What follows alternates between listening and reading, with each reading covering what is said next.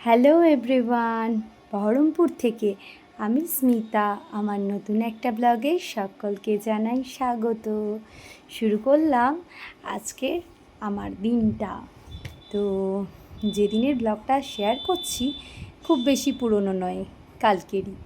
তো সকালটা শুরু হলো এইভাবে, গাছেদের তোমায় দেখিয়ে। আমিও নিজেও গাছেদের আগে দেখি, তবেই চাটা নিয়ে বসি। তো অবশেষে চাটা খেয়ে বাকি কাজ করে নিলাম।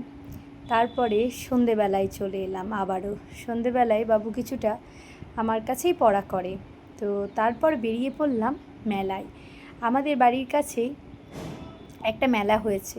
বহরমপুরের একটা ভালো পজিটিভ পয়েন্ট আছে, সবসময়ই কোনো না কোনো কারণে কিছু না কিছু মেলা থেকেই যায়। তো একদম বসুন্ধরার সামনেই তোমার মনসা মেলা হয়েছে। আমরা মায়ের দর্শন করে নিই। তো এখানে প্রায় 10-12 দিন মতো এই মেলাটা থাকে। এখনও বুধ বৃহস্পতিবার পর্যন্ত এই মেলাটা রয়েছে। এখানে প্রত্যেক দিন সন্ধেবেলায় সাংস্কৃতিক অনুষ্ঠান হয়, স্টেজ রয়েছে, ডান্স হয়, অনেক কিছুই হয়। যাই হোক, তো তারপরে আমরা চলে গেলাম মেলার দিকে। তো মেলাতে যে যাব, কোনো রাস্তা ঠিকঠাকভাবে বুঝে পাচ্ছি না, কারণ এই লাস্ট কয়েকদিন যা বৃষ্টি হলো তাতে তো মাঠে অনেক জল হয়েছিল। তো হাঁটা যাচ্ছে না, মেলার সামনে যাওয়া যাচ্ছে না। আমরা কিছুটা গিয়েই ঘুরে চলে আসি।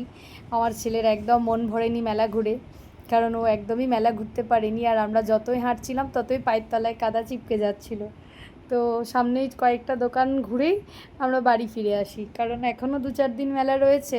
ওকে আবারও সান্ত্বনা দেওয়া হলো যে বাবু আবারও তোকে নিয়ে যাওয়া হবে।